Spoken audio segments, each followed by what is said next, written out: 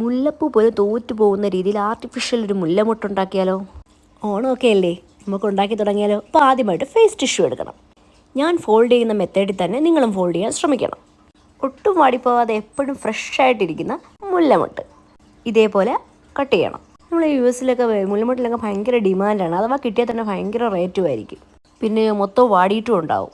ഇത് കണ്ട് നമ്മൾ ഈ സ്ക്വയർ പീസിൽ ഇതേ കണക്ക് ഒട്ടിയിരിക്കുന്ന ഇത് കാണാം. അപ്പോൾ ആ പാർട്ട് നമ്മൾ വേർതിരിക്കണം. കാരണം നമ്മുടെ മുല്ലമുട്ട് വളരെ സോഫ്റ്റ് ആയിട്ടിരിക്കാൻ വേണ്ടിയാണ് ഇങ്ങനൊരു മെത്തേഡ് നമ്മൾ യൂസ് ചെയ്യുന്നത്.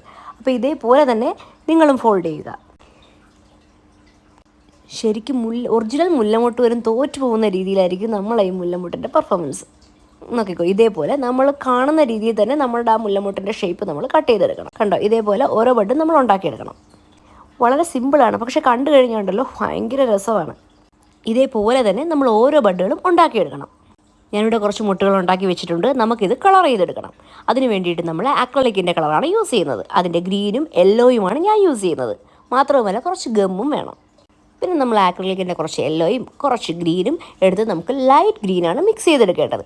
ഇത് ഡയറക്റ്റ് തന്നെ ഈ ഒരു കളർ മേടിക്കാൻ കിട്ടും. പക്ഷെ നമുക്കതില്ലാത്തത് കൊണ്ട് നമ്മൾ മിക്സ് ചെയ്തെടുക്കും. നമ്മളെ ഇഷ്ടത്തിന് നമുക്ക് മിക്സ് ചെയ്തെടുക്കാം. ഞാനിത് യൂസ് ചെയ്തത് എൻ്റെ കൈ കൊണ്ടാണ് കേട്ടോ. കാരണം ഞാൻ ബ്രഷ് യൂസ് ചെയ്യുന്നില്ല. കാരണം ഒരു ആർട്ടിഫിഷ്യൽ ഫീൽ കിട്ടാതിരിക്കാൻ വേണ്ടിയിട്ട് ഞാനിത് കൈ കൊണ്ട് തന്നെയാണ് ഇതിൽ കളർ ചെയ്തെടുക്കുന്നത്. ശരിക്കും ഒറിജിനൽ മുല്ലമുട്ട് പോലും തോറ്റു പോകുന്ന രീതിയിലാണ് നമ്മളത് റെഡിയാക്കി എടുത്തേക്കുന്നത്. ഇതേ നോക്കി, ഇത് നമ്മളിനി കോർത്തെടുക്കണം.